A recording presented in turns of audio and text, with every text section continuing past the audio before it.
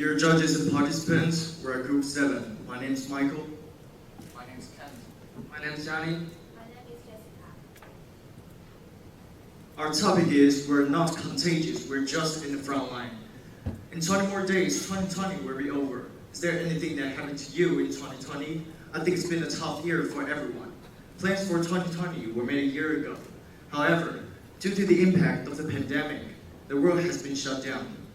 And people from all walks of life have been affected tremendously. Relatives were forced to separate into different places.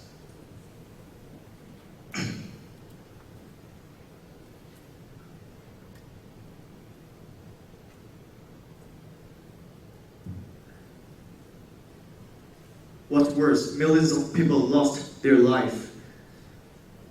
COVID-19 has ruined our 2020 and medical staff are among the victims of this hard time. In this presentation, we'd like to talk about the lifestyle of the frontline doctor. Because with doctor always being in the front line of crisis, we are those who risk our life and sacrifice our time. But sometimes people seem not to be on the same side as us. Let me direct your attention to the screen. This presentation is divided into 6 parts. We're going to begin with introduction, and we'll move on to the comparison. Next, we're going to talk about discrimination, stereotype, and sacrifices. Finally, we'll end on the conclusion.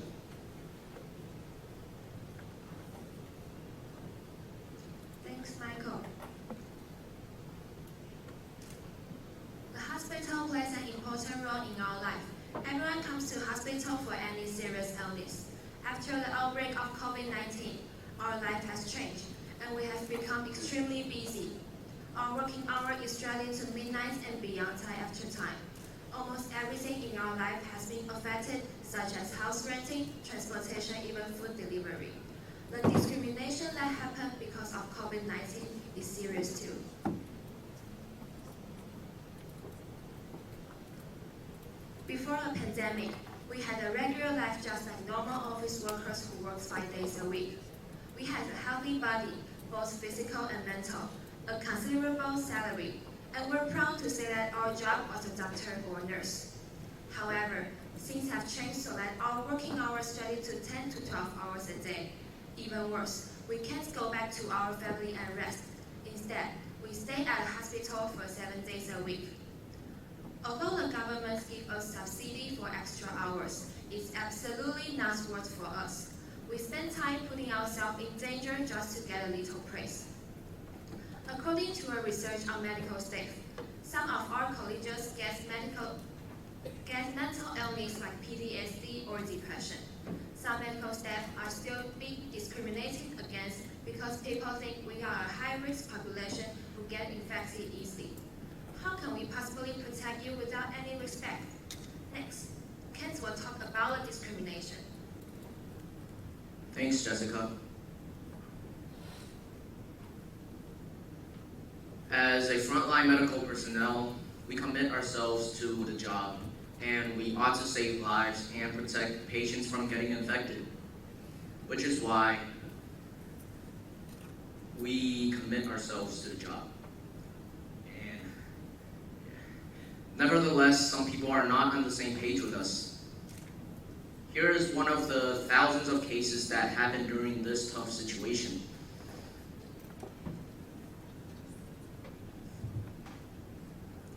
This news was about a medical worker who was abused and threatened regarding to the virus discrimination. As a colleague, I feel sad and pity for her. Even though I haven't been through what she's been through, I still want to give my best wishes to her and hope she makes it through her tough time. Now let's welcome Johnny. Thanks, Ken. So, stereotype can be seen anywhere in daily life after the outbreak of pandemic. When you come to hospital, we consider it as a risky place. But how about people who work there? Take food delivery as an example.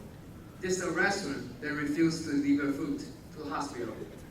We treat medical personnel as the virus just because we are a high-risk group. This is a typical example of stereotype. We are afraid of virus as well as being touched with with the medical personnel. Even worse, in such a high-risk working environment, we make many sacrifices. First, we put ourselves in the crisis of infection. When we stay away from the hospital, we actually spend hours and hours into the hospital. What's worse, the excessive pressure can lead to many mental illness, such as PTSD or depression. Above all, we spend less time with our family.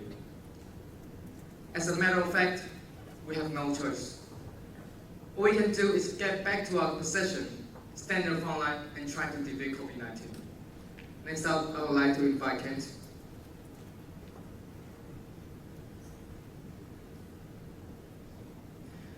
Although COVID-19 is a terrifying epidemic, the society still has us soldiers who stand in the front line to protect all people at all costs. And we sincerely hope that both citizens and governments gives us more respect and tolerance because we've been risking our lives for humanity.